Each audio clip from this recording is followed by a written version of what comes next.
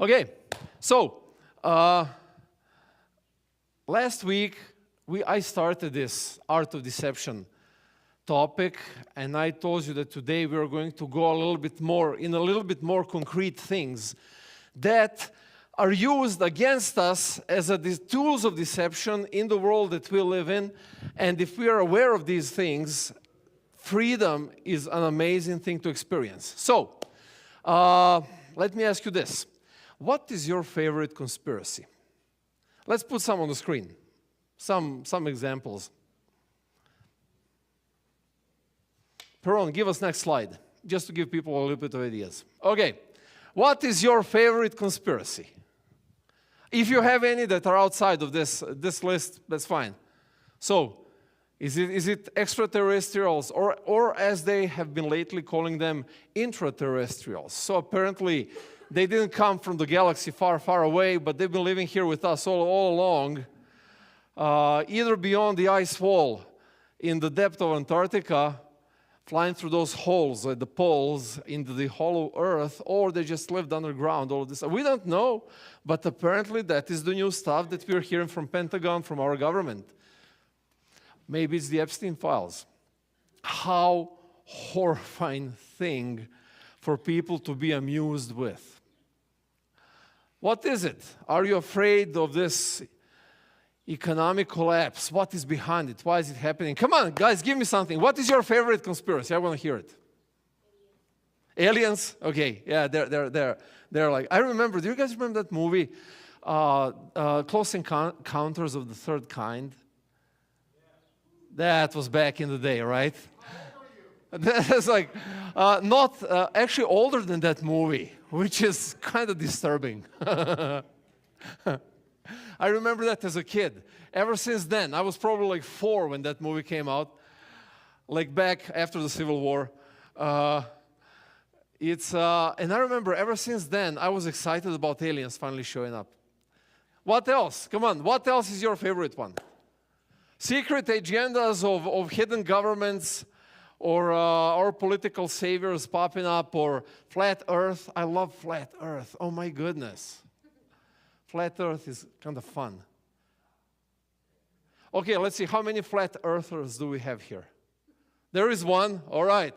So I'm not alone. Fine. Good. I'm more of a like flat earth agnostic. Yeah?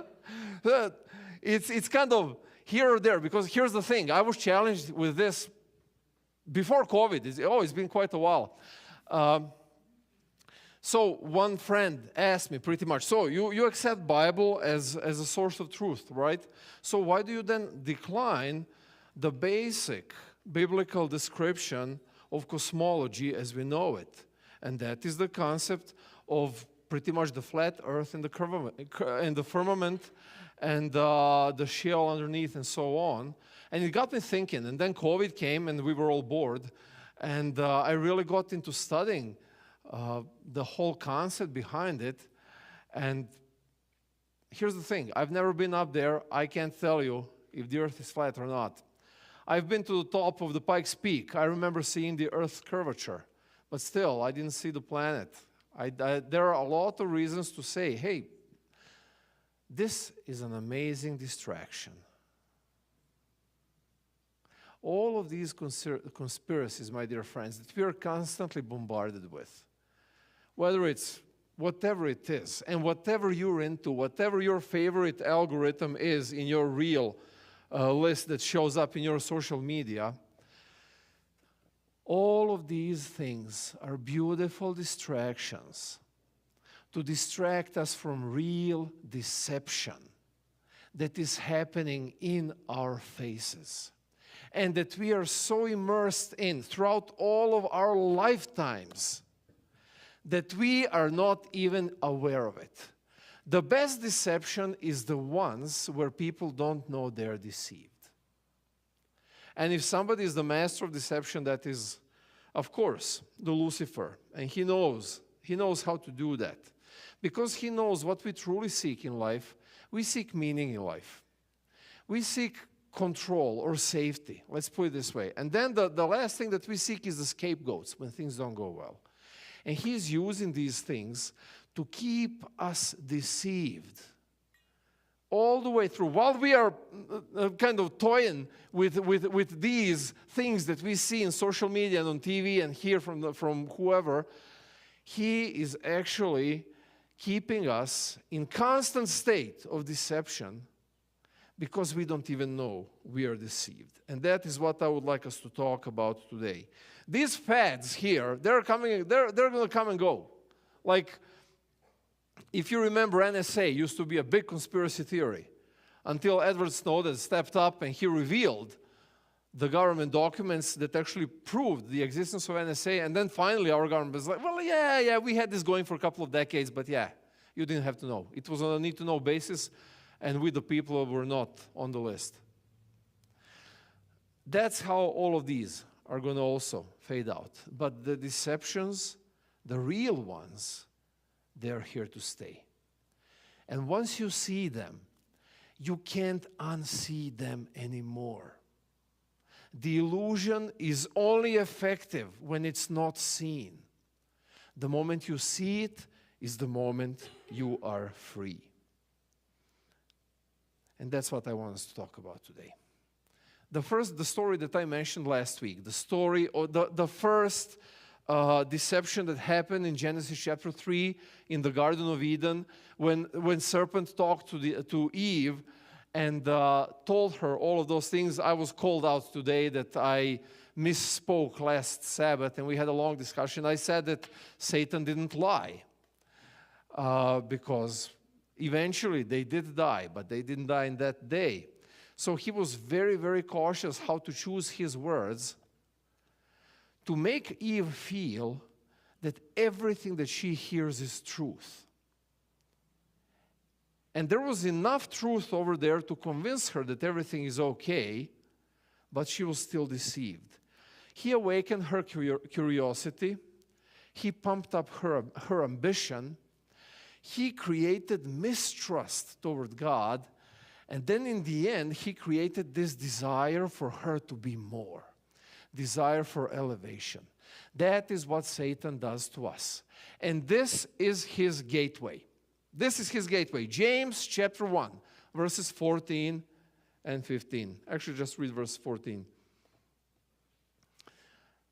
Every person is tempted when he is lured and enticed by what? His own desire. Actually, his gateway into your life is your own desire. Now, why did I say that this song that we just sang was a perfect segue into the introduction for this sermon? If it matters to you, it matters to the Master. I was thinking, it kind of dawned on me as we were singing that. And I come to realize, no, God created desire. When God weaved our bodies and our minds, and when He put everything together, He created desire in us. And desire has its purpose. Desire, there is nothing wrong with having desires. They're perfectly natural, normal. They're part of our being, part of our existence. God created desire so we can find fulfillment of our lives. If you pursue your desires, you're going to find your purpose, you're going to find your meaning, you're going to find joy and happiness in life. Desires are amazing, and we have so many of them. But the problem is when they're perverted, and essentially when your desires turn you away from God and turn you towards yourself, that is when they become a gateway for Satan to deceive us. Think of your desires for a moment. What do you desire? There are some silly things. I want new shoes. But there are some big things. I want a change in life. I want to live a different life.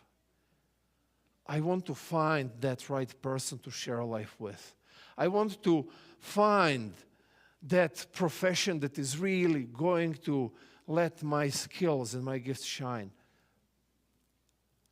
And there is nothing wrong with that, quite the contrary. But it still is a gateway.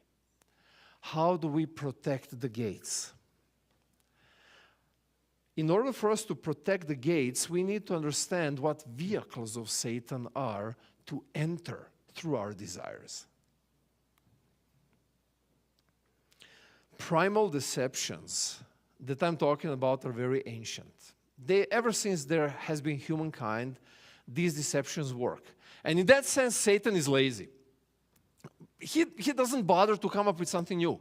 He's using same old stories, same old tricks. He just adds a new layer, a new color, a new technique, a new technology, whatever it is, for the new generation of people.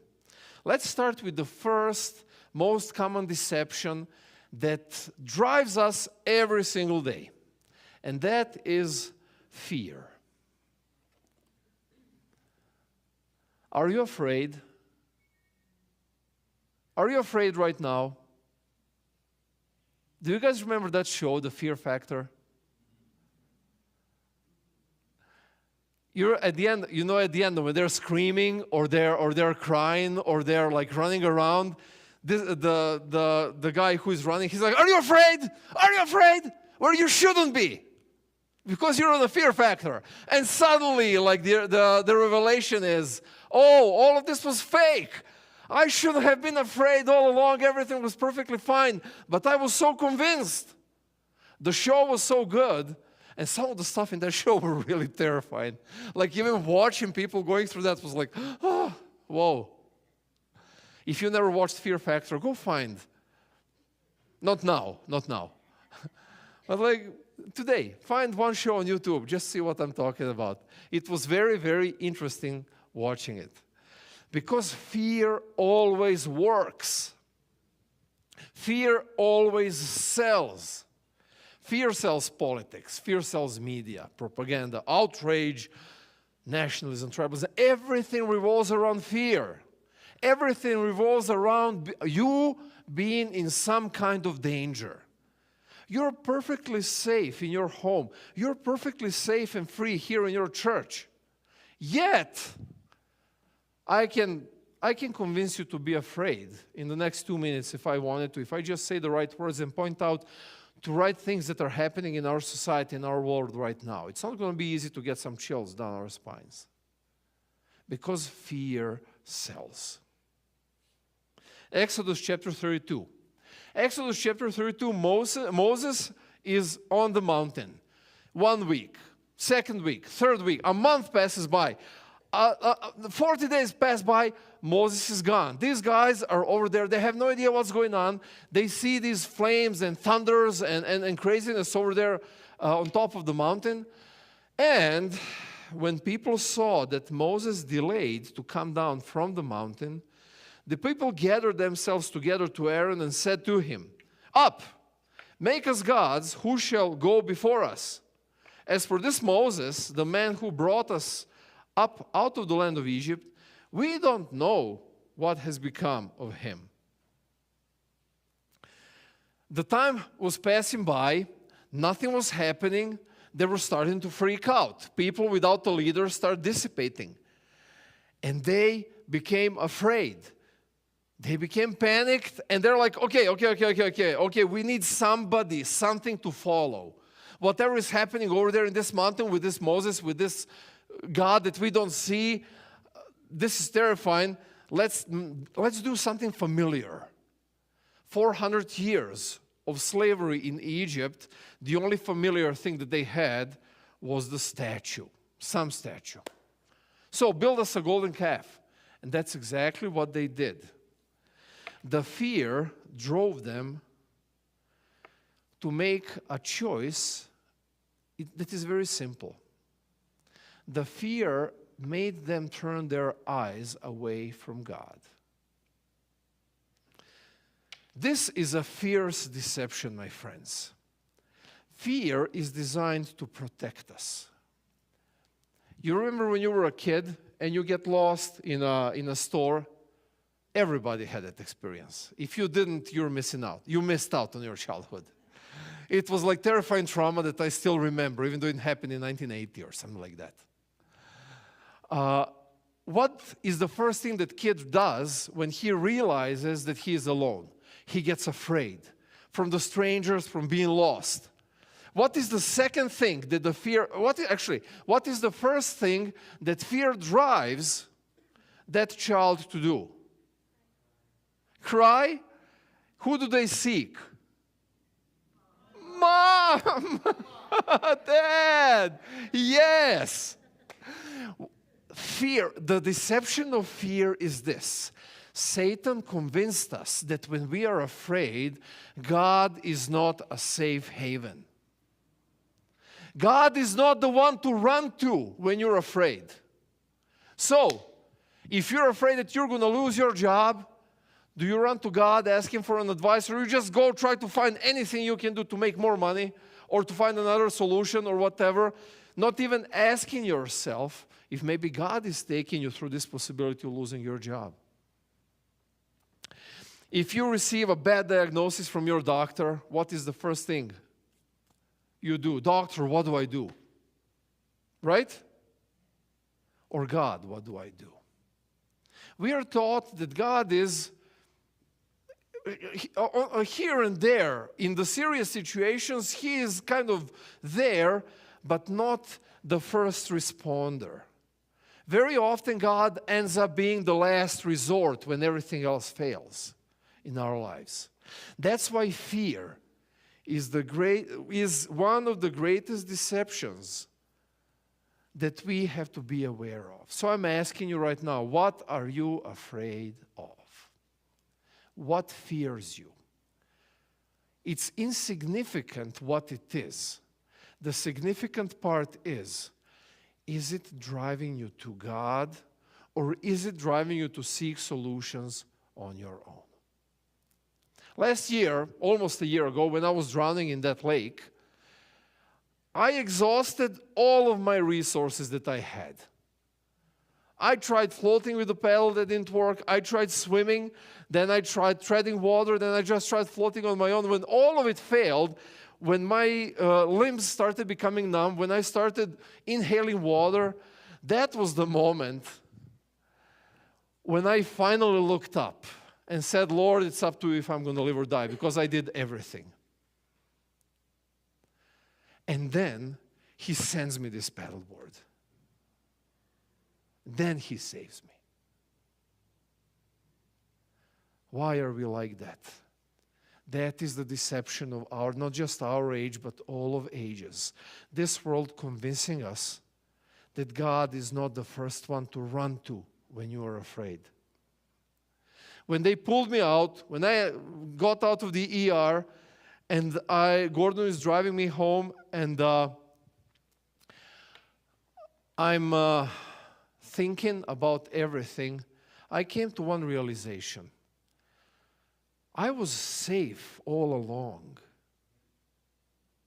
I was safe all along. I just didn't see that because my eyes were focused on wrong things. My mind was focused on wrong things. So let me tell you this lesson, my friends. If you are afraid, don't be. This whole planet is one big fear factor episode. I'm not kidding. You are safe. And you have been safe all along. Whatever the struggles are, whatever the fears are you wondering how you're going to make it financially? Are you wondering if your marriage is going to work out? Are you wondering if your kids are going to be okay? Are you wondering if whatever it is, you have been safe all along? No fear. Absolutely no need for fear. And this sounds crazy. This sounds so out of the norm because we are deceived by the idea that there is no fear. Look at this. 1 John chapter 4, verse 18. I hope you have your Bibles and you're reading this in your own Bibles as well, but feel free to be lazy. There is no fear in love, for perfect love casts out fear. For fear has to do with punishment, and whoever fears has not been perfected in love. I am promising you this. When you're truly in the presence of God, all fear is gone. I kid you not, that is how things work in this life. When you're fully surrendered in the presence of God, all fear is gone. I remember numerous war stories that I heard firsthand from people who went through the war that I lived through as well. I remember people saying these things. And everybody was marveling, how is that even possible? But that's how life works. And let me tell you one more thing, a word of caution. If you are afraid, question the quality of your spiritual life. If you are afraid, if you are concerned, if you're anxious, if you're worried about something that didn't happen yet, question the quality of your spiritual life. The depth of your spiritual life is going to counter the amount of fear that you have in a life that you live here. But the deception is going to convince you otherwise. The deception is going to convince you to be afraid. The deception is going to convince you to take action and then hope for the best. God is convincing you to trust Him, to run to Him when you are afraid, and know that He is the dad you always desired to have. He is the one that will make sure that everything is okay as it has been all along. Let's go to the next deception. Greed. Greed disguises itself very well because we love to be greedy. You love to be greedy, admit it. All of you parents, remember when if you had that experience, remember when you got a second child. How greedy was your first child? For attention, for stuff, for things. It's in our nature to be greedy. So we find multifaceted ways to present greed as something positive. It's a wise thing for you to do this. You should be making as much money as you can now while you're in your 20s, because this is where you have the most of your energy. Forget about everything else. Just focus on making money. 20-somethings, have you heard that advice? Or all of you, have you heard that advice? Don't fall for it. Greed is disguised as success very often. And you never feel like you have enough. You always want something a little bit more, something a little bit better. It's never good enough. Sometimes, ironically, providing for your family can be a box for greed. Ambition. All of these things are the ways that we are served with a deception of greed. 1 Timothy chapter 6, verse 10. For the love of money is a root of all kinds of evils. It is through this craving that some have wandered away from the faith and pierced themselves with many pangs. It's not the money that is the root of evil. Do you see this? It's not the money. Money is perfectly fine. Have it as much as you want. Money is not the issue. It's not problem being rich. You want to be a millionaire. If that is your desire and God is blessing you, go for it. Money is not the issue. Issue is something else. A love for money. Jesus was clear about that. You remember that. You can't serve both me and money. And for me, that was always like, why not? Like, I need money. All of us need money, right? This world revolves around it. Whatever you want, whatever you need, if you have enough dough, it's going to happen. Woo. If you don't have enough, oh well, sucks for you. But essentially, that's what this world is all about. But Jesus says, no, you can't serve both. Because money requires sacrifice. And sacrifice is all of me. Greed is seen everywhere. Not just when it comes to money, not just when it comes to paycheck. You can see it in the influencer culture so much. People just want to be more. They want to be a little bit more. They want to have a little bit more. They want to be like those guys. You can see it in prosperity gospel. Have you ever heard of that? You plant a seed. You make sure that you plant a seed in these offering plates, and God is going to make that seed grow in your life like a tree. Bring my tithes and offerings and see if I'm going to open the floodgates of heaven. And all of these Bible verses that talk about God's blessings are interpreted as financial prosperity. And people go for it. People go for it because they want an American dream, and that is, let's become millionaires overnight. And hopefully God does it so I don't have to. Yeah, if He promised, why not? We see it in this consumerism of ours. There is like, we are the butt of all jokes on the Thanksgiving, on the Black Friday, actually, in the whole world. People are literally getting excited about watching Americans trample each other on the day after Thanksgiving into trying to get more stuff. I'm not saying that we are the only ones here. They are no better than us. They just hide it better. We are a bit more blunt about it. The obsession with who you are, with the status. I have to be more. I have to be better. I have to show myself more. The greed is disguised as a need. I really need this. I really need a new car. But your car works just fine. It gets from A to B, it's reliable. Yeah, it might be a little bit dated. No. I need a new car. Have you been there? Or I need some new clothes. Okay, some have excuse like pregnancy.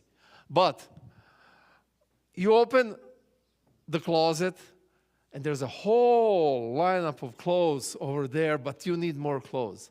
Have you ever been into that situation? You open the closet, I have nothing to wear. What is the solution for this need, for this deceiving need? Psalm 37:25. Oh, how people don't like this verse. It's a rough one. I have been young, and now I'm old. Yet I have not seen the righteous forsaken, and his children begging for bread. This is an observation of psalmist. After his lifetime of experience, this is his observation.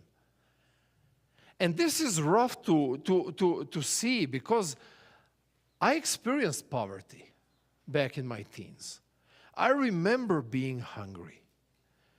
I remember not knowing if there will be a next meal. I remember literally not having what to wear or having one pair of shoes for summer and one for winter all the way through high school. I remember these things. So reading this verse, it's almost like a mockery. Like, really? Never a righteous person is forsaken. But the point that he is trying to make, and the point that took me a while to realize, is that you have 2 points of trust, just as Eve did. Eve had to choose between trusting God with what God said and trusting the serpent with what the serpent said. And we are literally in the same boat. Do you trust God or money for your well-being? For some of us, it's much better to make less because God knows us. And He knows us. If we were making more, we would get lost. For some of us, it's better to experience scarcity in this season of life because He is teaching us to be grateful for what we've got and not take it for granted. We just think in our greed that I always, every single moment, have to have more than enough. And God is like, no, that's not how you're going to learn your lessons. I have to take you through this, but you have to know that you are safe. You're not going to end up hungry. You're not going to end up begging. You're not going to end up on your own. That is His promise, my friends. And here's the thing, I'm not a kid. I'm an adult who went through a whole lot of stuff in life. I wouldn't be saying this lightheartedly if I didn't believe it and if I didn't experience it. So I'm challenging you. Recognize the greed in your lives. Recognize the deception of greed in your lives. Because barely then we are safe from greed when we come before God and say, okay, I'm fine. Whatever you help me make, whatever you help me create, I am fine. I am safe. I know that I'm going to have enough, as Bible says, overflowing for all of my needs. That is the promise. If you don't feel comfortable with this, yet again, investigate your spiritual life. If you don't feel comfortable with the fact that God is going to provide, you better sit down and pray. You better sit down and figure out where is God actually located in your life. Let's go on. Lust. Oh, the lust. The deception of lust. Here's the thing. Lust is not only sexual. That's usually how we see it. Lusting after a woman or a man or whatever. Lust is so much more. Lust is this uncontrolled appetite for everything in life. Everything that this life has to offer, you have uncontrolled appetite for it. Whether it's a stimulation, whether it's an outrage, attention, validation, novelty, whatever it is. But as long as it's this uncontrolled appetite, it's a deception of lust. And the problem with it is the biggest problem with this is it's hiding in plain sight. We would never say we don't like saying it for ourselves, I'm lustful. Because immediately you feel bad. You don't like saying for yourself, I'm greedy. Or what was the first one?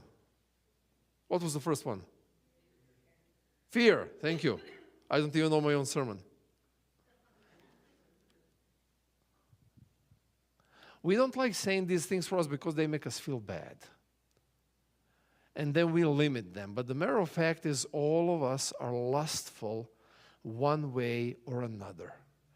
And all of us have an uncontrollable appetite that might not be presentable to the people around us, but we know it very, very well. 2 Timothy chapter 4. For the time is coming when people will not endure sound teaching, but having itching ears, they will accumulate for themselves teachers to suit their own passions, and will turn away from listening to the truth and wander off into myths. What does this has to do with lust? What am I talking about? The lust is hidden in these situations, my friends, where you don't seek truth anymore, but you just seek whatever is going to satisfy you. Whatever is going to give you, the fulfillment, the satisfaction of whatever you are into, that is lust. Yes, granted, what are the sources of lust in our society? What are they? Yeah, we can't deny porn sites are very popular, and that is the most carnal, the most animalistic, the closest to a lust that we usually kind of can go to, but there is so much more than that. We are sometimes so lusting to be right about the worldview that we live in, that we get stuck into our political echo chambers, and we just keep listening to people who are saying the same thing that we say. We keep lusting for dopamine so hard that doom scrolling becomes a lifestyle, where you stop counting doom scrolling in minutes and start counting it in hours. Have you ever been there? So silent. All of you liars, I know.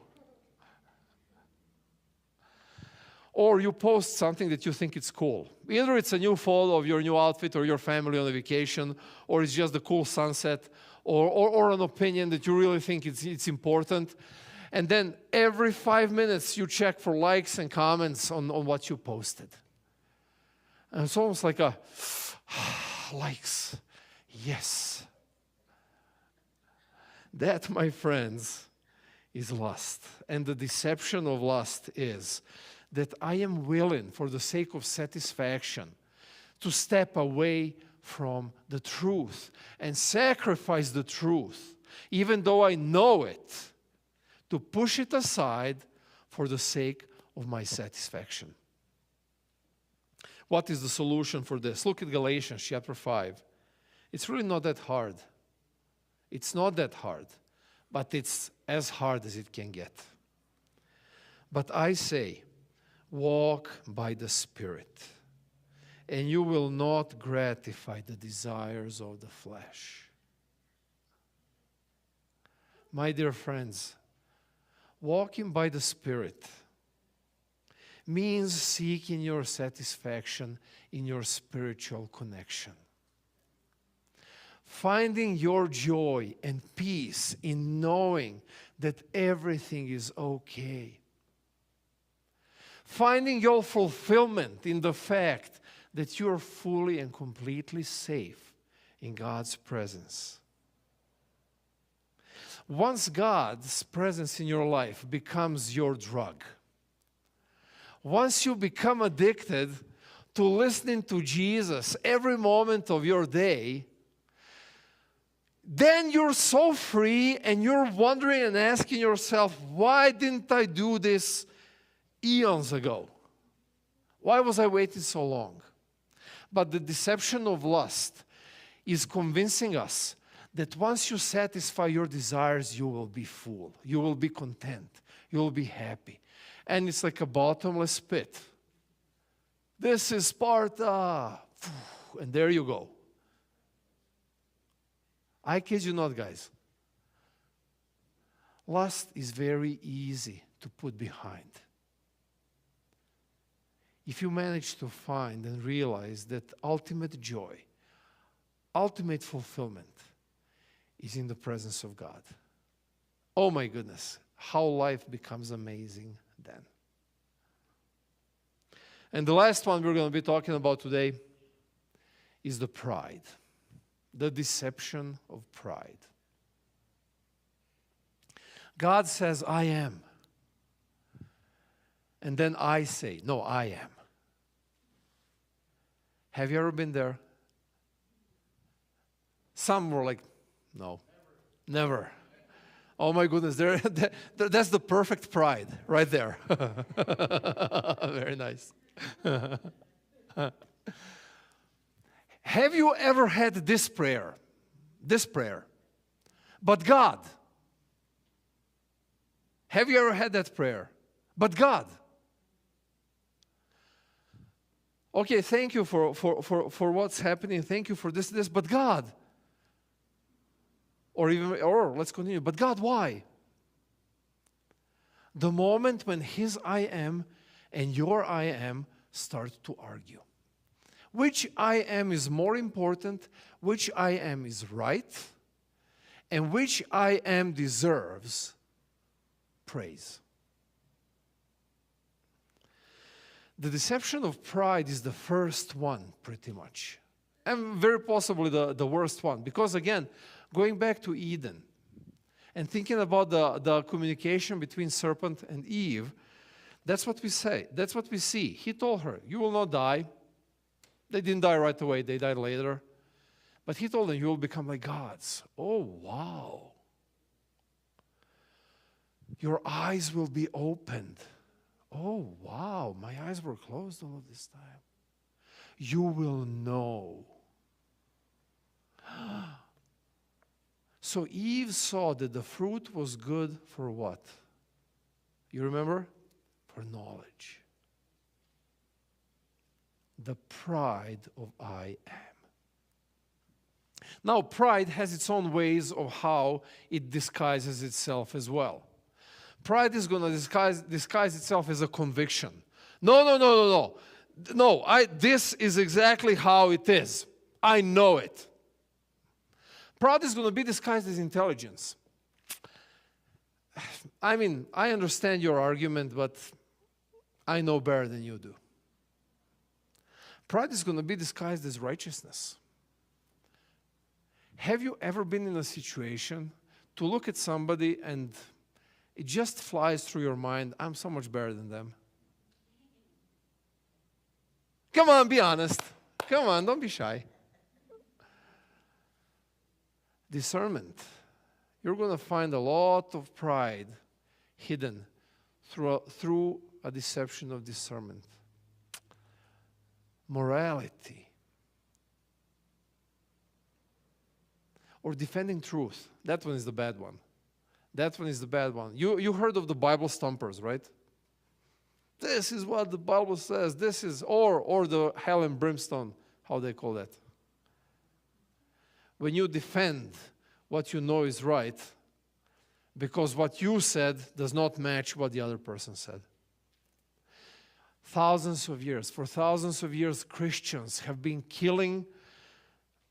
If they didn't kill somebody else because of defending truth, as soon as they finish killing the Muslims and pagans and these guys, then they get together and they start killing each other for the sake of defending the truth. Just to come to realize that absolutely none of us agrees about absolutely everything. But what drives this is the idea that I am. What do we do with this? How do we deal with pride? Philippians chapter 2, verse 3.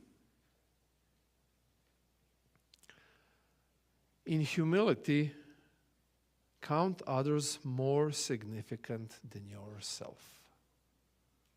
Now let me ask you, do you recognize the deception of pride in your life when you look at other people? Do you look at people around you and every single one of them you count more significant than yourself? Deception of pride runs so deep. And it's going to keep us thinking that we deserve something, that we are entitled to something, that we are better. And then that's why Paul says, and the Bible strikes pride the hardest. Out of all the deceptions we talked about today, pride throughout the Bible is really hit the worst. Because God knows this is the primal deception. It's I am, not I am.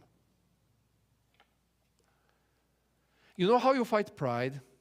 You look around, you look people around you, not just people who are sitting here in this church, but people that you share a life with, in your home, at your workspace, school, in traffic, wherever you are, and accept the truth that all of them are equally loving children of God as you are, and that it's your duty, it's mandatory for them to hold them more significant than you hold yourself. This is where we learn that the deception of pride is holding a tough stronghold in our hearts. So I challenge you today with this final question to think about this. What inside me responds to deception? Is it fear? Is it, what was the second one? Greed? Is it lust? Is it pride? And these are just the basic ones. I had like few more, but I realized the sermon is going to be way too long if I keep going. Might be some of these. Might be all of them. Most likely it's a mixture of all of them. That's why I'm telling you guys, all of us are at certain level of being deceived by the world we live in. You will know the truth, and truth will set you free. The only way out of deception is through I am, the presence of God. Knowing that you are safe. No matter what storms in life you're weathering, everything is okay. It's been okay all along. And it's going to be okay all the way to the end because you belong to Him. Once you embrace this as real truth and fully surrender your life to Him, there is no more beautiful morning to wake up to than that one. Literally, I think that's how the morning after His coming is going to look like. I challenge you to look inward. I challenge you to scan your life, find the deception, and then give it to God. Let Him, don't you try handling it. Let Him handle it. You will find freedom that this world can never give. You will find what you're looking for. Amen.